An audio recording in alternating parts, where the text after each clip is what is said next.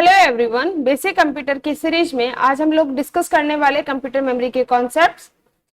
इससे पहले हम लोगों ने प्राइमरी मेमोरी, जिसको कि हम लोग मेन मेमोरी भी बोलते हैं, उसको भी हमने डिस्कस किया था। तो गाइस, जिन लोगों ने वो वाला वीडियो नहीं देखा है तो प्लीज एक बार वो जरूर देख ले, जिससे कि आपको सेकेंडरी मेमोरी को भी समझना बहुत ही आसान हो जाएगा। तो चलो स्टार्ट करते हैं आज के सेकेंडरी मेमोरी को। तो सेकेंडरी मेमोरी जो है हमारे पास में, उसको हम लोग क्या बोलते हैं, ऑक्सिलरी मेमोरी भी बोलते हैं। ऑक्सिलरी का मतलब होता है हेल्पिंग मेमोरी और सहायक मेमोरी, हिंदी टर्म्स में यदि हम बात करें तो गाइस, इसका मतलब ये हुआ कि आपके सिस्टम को ये हेल्प करता है ताकि आपके डेटा को परमानेंटली स्टोर कर पाए और बहुत लार्ज डेटा को स्टोर कर पाए। ठीक है, ये एक नॉन वॉलेटाइल मेमोरी होती है। नॉन वॉलेटाइल का मतलब ये है कि ये जो डेटा को स्टोर करती है वो टेम्परेरीली नहीं होता है। ऐसा नहीं होता है आपके सिस्टम के शटडाउन पे वो डेटा करप्ट नहीं होता है, लॉस नहीं होता है। ठीक है, और यदि आप कोई चीज को आप स्टोर करवा चुके हो, जैसे किसी वीडियो फाइल को आपने स्टोर करवा दिया है, डॉक्यूमेंट्स को आपने स्टोर करवा दिया है, या कोई आपके नॉर्मल एक्सेल फाइल को आपने स्टोर करवाया है और उसके बाद में आपके सिस्टम की लाइट चली जाती है या पावर कट हो जाता है या कुछ इश्यूज हो जाते हैं, स्टिल आपका जो डेटा है जो आपने सेव करवा चुके हो वो आपका लॉस नहीं होता है, वो परमानेंटली आपके पास में रहता है जब तक कि आप अपनी मैनुअली जाकर के उस आइटम को डिलीट नहीं कर देते। ठीक है, तो ये होती है हमारे पास में नॉन वॉलेटाइल मेमोरी। और ये जो सेकेंडरी मेमोरी है, हम उसको जो हमारा प्रोसेसर है उसको डायरेक्टली एक्सेस नहीं कर पाता। मतलब हमारा जो सीपीयू, जो माइक्रो प्रोसेसर है, उसको डायरेक्टली एक्सेस नहीं कर पाता। और वो ये चीज हमने पिछले वीडियो में भी डिस्कस की थी कि हमारा जो सीपीयू है वो डायरेक्टली मेन मेमोरी को एक्सेस करता है। तो गाइस, ऐसा होता क्यों है? इसका बेसिक सा कॉन्सेप्ट ये है कि जो सेकेंडरी मेमोरी है उसकी स्पीड बहुत कम होती है। ठीक है, एज कम्पेयर टू हमारे सीपीयू की स्पीड के। तो सीपीयू की स्पीड बहुत ज्यादा होती है, वो सपोज टू बी वो थाउजेंड्स ऑफ इंस्ट्रक्शंस को एक सेकंड में एग्जीक्यूट कर पाता है। ठीक है, और जबकि सेकेंडरी मेमोरी है उस थाउजेंड ऑफ सेकंड के इक्विवेलेंट ओनली एक इंस्ट्रक्शंस को परफॉर्म कर पाती है, या तो एक आइटम को रीड कर पाती है, एक आइटम को आपको राइट कर पाती है। ठीक है, तो उस सिनेरियो में क्या होगा कि आपकी 95% सीपीयू जो है, टाइम जो है सीपीयू का, वो आपका आइडल रहेगा, वो कुछ नहीं करेगा, वो ओनली वेटिंग स्टेट में रहेगा। तो इस चीज का रिजॉल्व करने के लिए हमारे पास में अवेलेबल हुई थी सेकेंडरी मेमोरी, प्राइमरी मेमोरी। और उस प्राइमरी मेमोरी का यूज क्या था कि सेकेंडरी मेमोरी से आपकी जो भी वैल्यू रीड करनी होती थी सीपीयू को, वो सबसे पहले प्राइमरी मेमोरी में लोड होती थी, देन सीपीयू उसको डायरेक्टली एक्सेस कर पाता था। तो ये बेसिक सा कॉन्सेप्ट है हमारे सेकेंडरी मेमोरी के बारे में। ठीक है, अब आपके जो टेक्नोलॉजी के बेसिस पे आपके पास में बहुत सी वैरायटी ऑफ सेकेंडरी मेमोरी की डिवाइसेस अवेलेबल हैं, जैसे कि मैग्नेटिक डिस्क है जो मैग्नेटिक फील्ड और मैग्नेटिक रेज पे डिपेंड करती है। ऑप्टिकल डिस्क होती है जो आपकी ऑप्टिकल रेज और ऑप्टिकल जो डिवाइस है उस पे फोकस्ड है। नेक्स्ट है हमारे पास में सॉलिड स्टेट डिस्क, वो जो आपकी टेक्नोलॉजी है रैम वाले टेक्नोलॉजी उस पे बेस्ड है। तो इसमें मतलब सेमीकंडक्टर डिवाइसेस वाली जो टेक्नोलॉजी उसका यूज किया जाता है। ठीक है, तो जैसे जैसे आपके जो डिस्क की अवेलेबिलिटी हुई वैसे वैसे इनका यूज किया जाने लगा। अब जैसे सबसे पहले जो आई थी हमारे पास में फ्लॉपी डिस्क अवेलेबल हुई थी।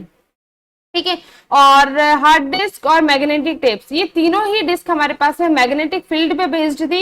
इसी तरीके से ऑप्टिकल डिस्क के बेसिस पे हमारे पास CD drive, DVD drive and the Blu ray disc आई थी। ठीक है, अब इनको हम डिटेल में देख लेते हैं एक बार। जो फर्स्ट है हमारे पास में फ्लॉपी डिस्क। तो गाइस, जो फ्लॉपी डिस्क थी जिसको हम लोग फ्लॉपी डिस्केट भी बोलते थे, फ्लॉपी भी बोलते हैं, फ्लॉपी डिस्क भी बोलते थे। ये जो डिस्क आई थी हमारे पास में वो आपकी इलेक्ट्रॉनिक डेटा को स्टोर कर पाती थी और बहुत ही छोटी कंप्यूटर की फाइल्स को स्टोर करने के लिए यूज किया जाता था। इसमें आपका audio files, video files store नहीं की जाती थी, क्योंकि जनरली जो ऑडियो फाइल्स होती है जो उनको ज्यादा कैपेसिटी चाहिए होती है, ज्यादा डेटा की रिक्वायरमेंट होती है। ठीक है, ज्यादा स्पेस चाहिए होता है, और वीडियो को उससे ज्यादा स्पेस चाहिए होता है क्योंकि उसमें आपके पिक्चराइजेशन एंड द ऑडियो दोनों अवेलेबल होता है। तो आपके जो फ्लॉपी डिस्क थी उसमें बहुत ही छोटी फाइल्स को स्टोर किया जा सकता था। नेक्स्ट, ये आपकी पहली हार्डवेयर स्टोरेज डिवाइस थी जिसकी वजह से बहुत ज्यादा एक्सपेंसिव थी, बहुत ही रेयरली इसका यूज किया जाता था। ठीक है, और ये जनरली जो इसकी विड्थ थी वो 8 इंचेस में आई थी, 3.25 इंच के अंदर एंड 5.25 इंच के अंदर ये वाली फ्लॉपी डिस्क अवेलेबल थी नॉर्मली। नेक्स्ट है हमारे पास में हार्ड डिस्क। तो जो गाइस ये हार्ड डिस्क है वो आज भी बहुत ज्यादा पॉपुलर है, आपके सिस्टम में भी लगी हुई होगी। और जनरली जब आपसे कोई कॉन्फ़िगरेशन पूछता है आपके सिस्टम के बारे में, तो वो ये पूछता है कि आपकी एसडीडी कितनी है या हार्ड डिस्क कितनी है। तो आप लोग बताते हो कि हमारी जो नॉर्मल हार्ड डिस्क होती है वो 500 जीबी 1 टीबी के बराबर होती है, ठीक है। अभी जो हार्ड डिस्क है वो भी एक तरीके की हमारे पास मैग्नेटिक डिस्क है, और ये जो डिस्क है वो बहुत ज्यादा बड़ी है, बहुत ज्यादा स्टोरेज कैपेसिटी होती है। तो इसके अंदर हम लोग अपने ऑपरेटिंग सिस्टम को, आपकी किसी भी सॉफ्टवेयर को आपने इंस्टॉल किया उसकी फाइल्स को, यूजर की कोई अपनी जो वर्ड डॉक्यूमेंट वगैरह बनाए वो वाले फाइल्स, और एक्सेल फाइल्स, और हमारे pictures and movies and videos, text document, इन सबको आप लोग स्टोर करवा पाते हो। तो क्योंकि इसका स्टोरेज बहुत ज्यादा बड़ा होता है, ठीक है। अब इस हार्ड डिस्क से रिलेवेंट कई बार इसके स्ट्रक्चर के बेसिस पे भी क्वेश्चंस पूछे जाते हैं, तो हम एक बार थोड़ा सा डिस्कस कर लेते हैं इनको। तो गाइस आपका जो हार्ड डिस्क है उसके अंदर मल्टीपल प्लेटर्स लगे हुए होते हैं स्पिंडल के ऊपर। तो ये जो आपको राउंड शेप का जो स्पिंडल नजर आ रहा है उसके ऊपर बहुत सारे प्लेटर्स लगे हुए होते हैं, और जो हर एक प्लेटर के ऊपर आपके पास में एक हेडर लगा हुआ होता है, ठीक है। ये हेडर क्या करता है, वो हेडर जिस आपके सेक्टर को डिनोट कर रहा होता है या जिस लोकेशन को डिनोट कर रहा होता है प्लेट के ऊपर, ये उस लोकेशन को रीड करने में काम करता है, ठीक है। और ये जो आपके हेडर होते हैं, ये हेडर्स आपके किस पे अटैच्ड होते हैं, एक्चुएटर्स पे अटैच्ड होते हैं, ठीक है। अब ये क्या सारे प्लेटर्स पे हेडर लगे हुए होते हैं? हाँ जी, कि इसमें जितने आपके प्लेटर्स होते हैं उतने हेडर्स लगे हुए होते हैं, और इन प्लेटर्स के बीच में 1/2 इंच का गैप होता है, ठीक है। उससे ये सेपरेटेड होते हैं और ये मूव करते हैं आपके प्लेटर्स। जैसे जैसे मूव करते हैं आपका हेड मूवमेंट वो मूव करता है, और हेड मूवमेंट आपकी कॉरेस्पॉन्डिंग सेक्टर को और कॉरेस्पॉन्डिंग ट्रैक के डेटा को रीड करके आपकी जो मेन मेमोरी उसको लोड करता जाता है, ठीक है। अब ये जो प्लेटर्स है वो किस तरीके से रीडिंग होती है, क्या होता है सेक्टर, तो इसके आपके राइट हैंड साइड के डायग्राम में देखो, इस वाले डायग्राम के अंदर, तो यहाँ पे क्या हो रहा है कि आपका suppose to be single platter का फोटो है, ठीक है।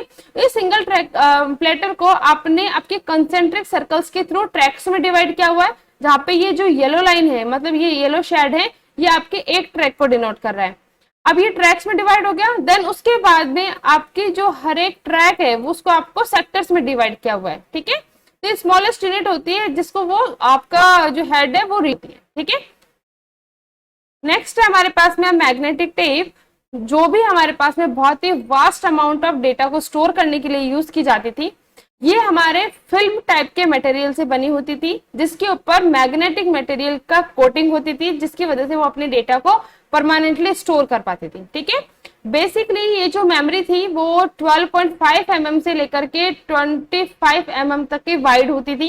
तो गाइस इसके अंदर जैसे आपकी रील होती थी ना पुरानी टैप्स के अंदर, जो कैसेट्स आप लोगों ने कभी सुने होंगे, तो उन कैसेट्स के अंदर रील लगी हुई होती थी।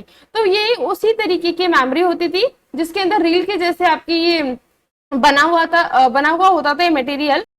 तो गाइस ये वाला मटेरियल आपका 12.5 mm से लेकर के 25 mm तक का वाइड होता था, और ये 500 मीटर से लेकर के 1200 मीटर तक की लंबाई होती थी, ठीक है। तो ये और आपकी जो मैग्नेटिक टेप है वो आपके सीक्वेंशियल मैनर में डेटा को स्टोर करते थे। सीक्वेंशियल मैनर का मतलब ये है कि आप कंटिन्यूअसली डेटा को रीड कर पाते थे, मतलब कोई मूवी या फिर आप लोग कोई सॉन्ग सुन रहे हैं तो आप कंटिन्यूअसली मैनर में सुनते थे। ऐसा पॉसिबल नहीं था कि यदि 10 सॉन्ग है तो आपने फर्स्ट के बाद में डायरेक्टली थर्ड सुन लिया, देन 7th सुन लिया, देन 10th सुन लिया, ऐसी पॉसिबिलिटी नहीं थी। यदि आपको 10th वाला सुनना है तो आपके स्टार्टिंग वाले सारे आपके प्ले होंगे, देन उसके बाद में 10th वाला प्ले होगा, ठीक है। तो ये होता था आपका सीक्वेंशियल मैनर। मैग्नेटिक टेप्स का जो जनरल यूज था वो आपके बैकअप के लिए यूज किया जाता था। बैकअप इन द सेंस आप किसी डेटा को आपको परमानेंटली रखना चाहते हैं, बट जो सिस्टम के अंदर ऑलरेडी जो स्टोरेज लगे हुए होते हैं वो करप्ट होने के चांसेस होते हैं, क्योंकि वो रोज यूज में आ रहे होते हैं, ठीक है। तो उस केस में जो मैग्नेटिक टेप है वो ऐसा पोर्टेबल जो डिस्क थी, टैब था, उसके अंदर हम लोग क्या कर सकते थे कि अपने पूरे सिस्टम का अपने बैकअप लिया और उस टैब के अंदर स्टोर कर दिया, और उसको हमने कहीं सेफ प्लेस पे डाल दिया है, मतलब रख लिया है, ठीक है। तो अब इन फ्यूचर यदि आपको वापस से बैकअप में से कोई डेटा उठाना है तो वो आपके लिए इजी होता था, आप उसमें से डेटा उठा सकते थे, ठीक है। तो इसके लिए आपके मैग्नेटिक टेप्स का यूज किया जाता था। इसके बेसिकली 2 तरीके की होती थी मैग्नेटिक टेप्स में, जिसमें रील्स के फॉर्मेट में डेटा आता था और एक कैसेट्स के फॉर्मेट में आता था, ठीक है। तो ये आपके मैग्नेटिक टेप्स। नेक्स्ट हमारे पास में कॉम्पैक्ट डिस्क। जो कि आपके साउंड्स को स्टोर करने के लिए अवेलेबल हुई थी। बेसिकली इसमें अपन डॉक्यूमेंट्स को स्टोर करवा पाते थे, आपकी कोई कंप्यूटर के सॉफ्टवेयर हैं हम उनको स्टोर करवा पाते थे, ऑडियो फाइल्स को स्टोर करवा पाते थे। बट अभी तक कॉम्पैक्ट डिस्क के अंदर हम लोग वीडियो फाइल्स को स्टोर नहीं करवा पाते, क्योंकि कॉम्पैक्ट डिस्क की जो साइज है वो आपकी बहुत कम होती है, वो जो अराउंड 750 MB तक की होती है। ऑल्दो ये फ्लॉपी डिस्क के कंपैरिजन में बहुत बड़ी साइज है, बट फिर भी वीडियोस के लिए ये कम पड़ता है, तो इसलिए हम लोग आपकी वीडियो फाइल्स को हम कॉम्पैक्ट डिस्क में अब इनबिल्ट नहीं करते हैं, बंद नहीं करते हैं। ठीक है, तो कॉम्पैक्ट डिस्क जनरली जो होती है वो जनरली 5 इंच का डायमीटर होता है एंड 0.5 इंच की इसकी थिकनेस होती है। और इसके भी 3 तरीके की आपकी सीधी जो कॉम्पैक्ट डिस्क है वो अवेलेबल हुई थी। पहले थी हमारे पास में रीड ओनली। तो रीड ओनली के अंदर क्या होता था, आप ओनली मैन्युफैक्चरिंग टाइम में ही इसके अंदर डेटा डाल दिया जाता था। एक बार मैन्युफैक्चर हो गई उसके बाद में इसको डेटा को नहीं डाला जाता है, उसमें कोई मॉडिफिकेशन आप लोग नहीं कर सकते हो, ओनली आप उसके डेटा जो डाला हुआ है उसको रीड करने की परमिशन रखते हैं। ठीक है, नेक्स्ट है हमारे पास में रिकॉर्डेबल।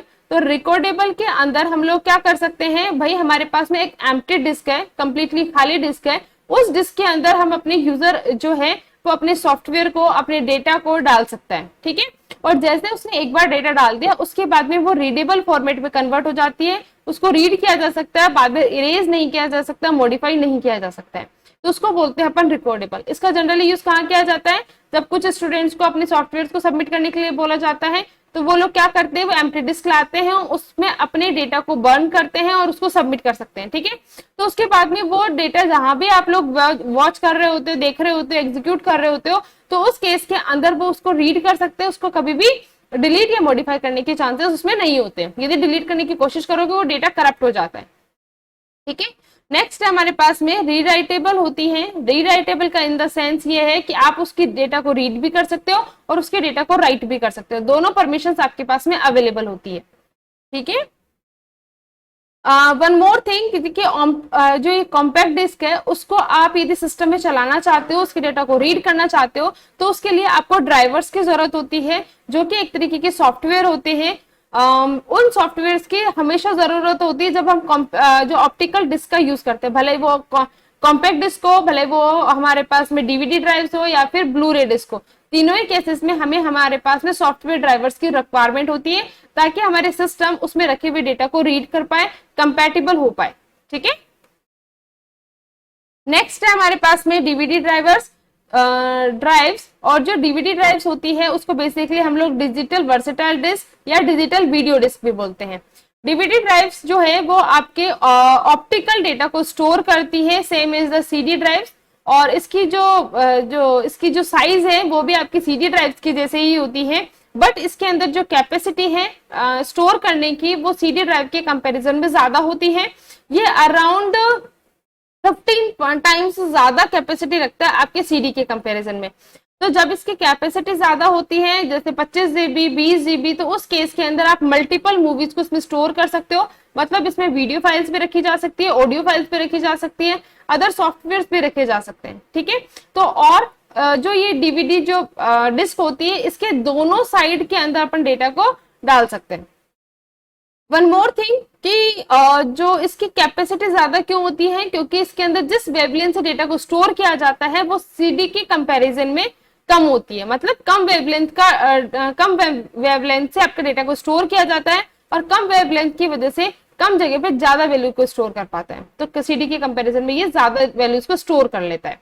ठीक है, इसके भी 3 टाइप्स होते हैं जो आपकी सीडी रोम्स के जैसे ही होते हैं। जैसे कि सीडी रोम के अंदर हमने पढ़ा था, उसी तरीके से यहाँ पे भी डीवीडी रोम होती है, जिसके अंदर अपने डेटा को जो है हमने मैन्युफैक्चरिंग टाइम में डाल दिया है, उसके बाद में कोई मॉडिफिकेशन नहीं होता। रिकॉर्डेबल के अंदर हम लोग खाली एम्प्टी डिस्क के अंदर यूजर अपने डेटा को फिल करता है, उसके बाद में वो रीडेबल फॉर्मेट में कन्वर्ट हो जाती है। रीराइटेबल के अंदर वो डेटा को रीड और राइट दोनों की परमिशन देता है। तो इस तरीके से हमारा डीवीडी ड्राइव्स वर्क करती हैं, और इसके लिए भी हमें अपने सॉफ्टवेयर ड्राइवर्स की जरूरत होती है। ठीक है, ताकि वो आपके सिस्टम से कम्युनिकेट करवा पाए। नेक्स्ट है हमारे पास में ब्लू रे डिस्क।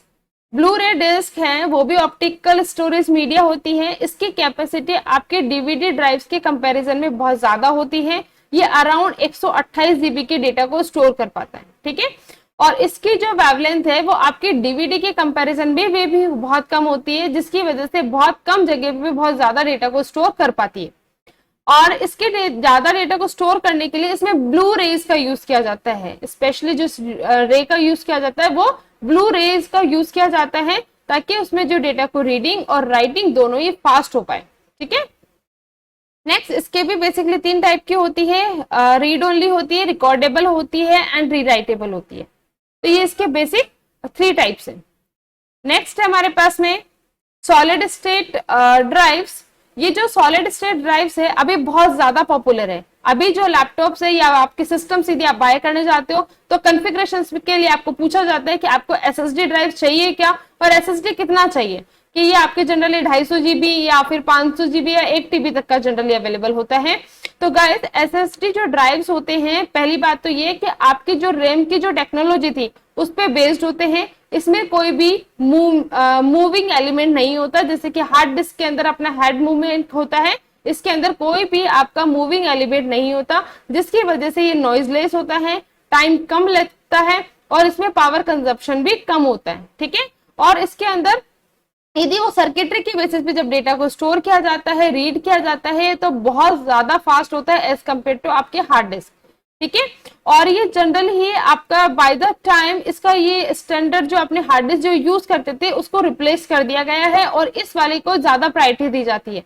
ऐसा इसलिए भी किया जाता है क्योंकि आजकल जो ऑपरेटिंग सिस्टम हम लोग यूज करते हैं वो आपके हार्ड डिस्क को कम सपोर्ट करते हैं, वो स्पीड कम आती है उनकी। जैसे कि कई बार बोला जाता है विंडोज 10 आपके हार्ड डिस्क को बहुत कम सपोर्ट करता है, वो नहीं करता सपोर्ट। तो उस केस में हमें अपने हार्ड डिस्क की जगह पे सॉलिड स्टेट ड्राइव्स का मतलब एसएसडी ड्राइव्स का यूज करना पड़ता है। तो ये है बेसिकली आपकी सॉलिड स्टेट ड्राइव।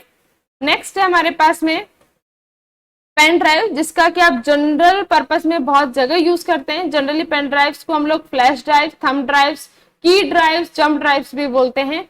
ये जो पेन ड्राइव होती है इसकी जो मैन्युफैक्चरिंग होती है वो भी आपके सॉलिड स्टेट वाली की तरीके से ही होती है, मतलब इसमें भी रैम की चिप की तरीके से मटेरियल यूज किया जाता है। अब इसमें भी आपके पास में ना तो डेटा मैग्नेटिक फील्ड में स्टोर होता है, ना ही लेजर के फॉर्मेट में डेटा स्टोर होता है। ये सर्किटरी के ऊपर डेटा आपका स्टोर होता है, जिसकी वजह से आपको किसी भी तरीके की कोई सॉफ्टवेयर की रिक्वायरमेंट नहीं होती है जब आप इसको अटैच करते हो। जनरली क्या होता था, आपकी जब ऑप्टिकल डिस्क आप यूज करते थे तो वहां पे आपको ड्राइवर्स की जरूरत होती थी, ठीक है। बट पेन ड्राइव के केस में आपको किसी भी तरीके की कोई सॉफ्टवेयर की, किसी हार्डवेयर की एक्स्ट्रा यूज नहीं करना पड़ता। ये डायरेक्टली आपके यूएसबी जो पोर्ट्स लगे हुए होते हैं मदरबोर्ड के अंदर, आप उसमें अटैच करते हो और डेटा को डायरेक्टली रीड कर सकते हो, उसमें डेटा को कॉपी कर सकते हो, पेस्ट कर सकते हो, ठीक है। जनरली पेन ड्राइव्स का जो यूज है वो आपके डेटा को एक सिस्टम से दूसरे सिस्टम के बीच में डेटा को ट्रांसफर करने के लिए यूज किया जाता है, ठीक है। और कई बार बैकअप लेने के लिए भी यूज किया जाता है, जिसके अंदर मान लो आपने 64 जीबी की पेन ड्राइव ला रखे हो, आपके सिस्टम के अंदर 64 जीबी का बहुत इंपॉर्टेंट डेटा है, तो आपने उसको बैकअप के जैसे आपने अपने पेन ड्राइव में स्टोर करके रख लिया, क्योंकि पेन ड्राइव को आप सेफली रख सकते हो और उसके बाद में यदि सिस्टम कभी करप्ट भी हो जाता है तो आप अपने पेन ड्राइव से डेटा को वापस रिकवर कर पाते हो, ठीक है। इसलिए भी आपका पेन ड्राइव का कभी यूज किया जाता है। नेक्स्ट है हमारे पास में एसडी कार्ड, जिसको हम जनरली मेमोरी कार्ड भी बोलते हैं। तो बहुत सारे लोग इसका यूज करते हैं और पहले इसका यूज ज्यादा होता था। कब होता था, जब आपके जो फोन है, स्मार्टफोन है, उनकी जो इंटरनल मेमोरी वो कम आती थी, तो उस टाइम में आपको यदि ज्यादा डेटा को स्टोर करवाना होता था, मूवीज स्टोर करवानी होती थी आपके फोन के अंदर, तो उस केस के अंदर हम लोगों को मेमोरी कार्ड लगाना होता था। जो मेमोरी कार्ड है उसके अलग अलग साइज के मेमोरी कार्ड मार्केट में अवेलेबल हुए थे, जैसे कि 16 जीबी, ये आपकी हुई थी 32 जीबी, 64 जीबी, 128 जीबी। तो जिस भी साइज का आपको स्टोरेज स्पेस की रिक्वायरमेंट होती थी, आप उसके बेसिस पे आप मेमोरी कार्ड लगवा सकते थे, ठीक है।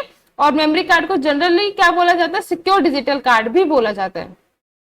अब जब ये मेमोरी कार्ड में जब शुरू के अंदर आया था तो उस केस में आपके पास में एक रीडर होता था, मेमोरी कार्ड का एक अलग से रीडर आता था। उस रीडर में आप लोग अपने मेमोरी कार्ड को लगा करके आप अपने सिस्टम के अंदर उस मेमोरी कार्ड के डेटा को डाल सकते थे, ठीक है। बट करंट सिनेरियो में क्या हो गया, आपको किसी रीडर की जरूरत नहीं होती, आप अपने डेटा केबल के थ्रू भी अपने सिस्टम के अंदर आपके फोन के डेटा को ट्रांसफर कर सकते हैं और आपके सिस्टम से आपके फोन में भी डेटा को ट्रांसफर कर सकते हैं बहुत ही इजीली, ठीक है। तो मेमोरी कार्ड का यूज आपके जो इंटरनल कैपेसिटी है उसकी कम को आपके सॉल्व करने के लिए, ताकि आप ज्यादा डेटा को स्टोर कर पाए, इसलिए आपका यूज किया जाता था। नेक्स्ट है हमारे पास में मेमोरी की यूनिट्स। तो गाइस अभी तक हमने ये डिस्कस किया कि मेमोरी के कौन कौन से टाइप्स होते हैं और किस तरीके की स्टोरेज, परमानेंट स्टोरेज डिवाइसेस है, और हमने ये भी देखा कि इसकी कैपेसिटी से ज्यादा है तो किस टर्म्स में ज्यादा है, कौन सी मेजरिंग यूनिट है उनकी। तो ये चीजें हमें समझना बहुत ज्यादा इंपॉर्टेंट है कि किस टर्म्स में अपन अपने डेटा को, अपने वैल्यूज को मेजर करते हैं। जैसे सिंपली अपन कोई आइटम खरीदते हैं तो अपन या तो वो केजीज में होता है या वो लीटर्स में होता है। तो उसी तरीके से यहाँ पे भी हमने बोला कि वो बहुत ज्यादा वास्ट डेटा को स्टोर कर सकता है। तो कितने डेटा को, टेराबाइट को, पेटाबाइट को, गीगाबाइट को, कितने बाइट को आपके डेटा को स्टोर करवा पाता है, वो मेजरिंग आपकी यूनिट होती है। सबसे जो बेसिक मेजरिंग यूनिट होती है, सबसे स्मॉलेस्ट जो यूनिट होती है वो आपकी होती है बिट। जैसे आपके जो बाइनरी नंबर्स होते हैं, बाइनरी नंबर या तो 0 होता है या 1 होते हैं, दो ही आपके बाइनरी नंबर है। और हर एक बाइनरी नंबर, जैसे ये 0 जो है वो 1 बिट हो गया और ये 1 भी ये क्या है, 1 बिट है। तो यहाँ पे स्मॉलेस्ट जो यूनिट होती है वो होती है 0 एंड 1। ठीक है, नेक्स्ट है हमारे पास में बाइट्स। जो बाइट होती है वो आपकी 8 बिट से मिलकर जितने भी कॉम्बिनेशन बनते हैं वो हमारी होती है बाइट। ठीक है, तो वो हमारे एक बाइट के अंदर 8 बिट होती है। ठीक है, नेक्स्ट हमारे पास में किलोबाइट। किलोबाइट के अंदर 1024 बाइट होती है, जिसको अपन 2 की पावर 10 भी लिख सकते हैं। ठीक है, कई बार क्वेश्चन में पूछा जाता है तो कंफ्यूज बिल्कुल नहीं होना है, तो इसको 1024 को अपन 2 की पावर 10 भी कंसीडर करते हैं। ठीक है, नेक्स्ट है मेगाबाइट। जो होती है वो 1024 किलोबाइट की होती है, गीगाबाइट 1024 मेगाबाइट की होती है, टेराबाइट 1024 गीगाबाइट की होती है, और आपकी पेटाबाइट जो होती है वो 1024 टेराबाइट की होती है। ठीक है, टेराबाइट को टीबी, पेटाबाइट को पीबी एंड गीगाबाइट को जीबी एंड मेगाबाइट को एमबी बोलते हैं हम लोग। ठीक है, और किलोबाइट को केबी बोलते हैं। केबी इसमें आप डेटा स्टोर करते हो। ठीक है, कई बार क्वेश्चन आपकी बुक्स में देखने को आप लोगों को मिलता है कि हम लोग केबी को किस तरीके से लिखते हैं, के कैपिटल बी, क्योंकि जो कैपिटल बी है वो बाइट को डिनोट करता है।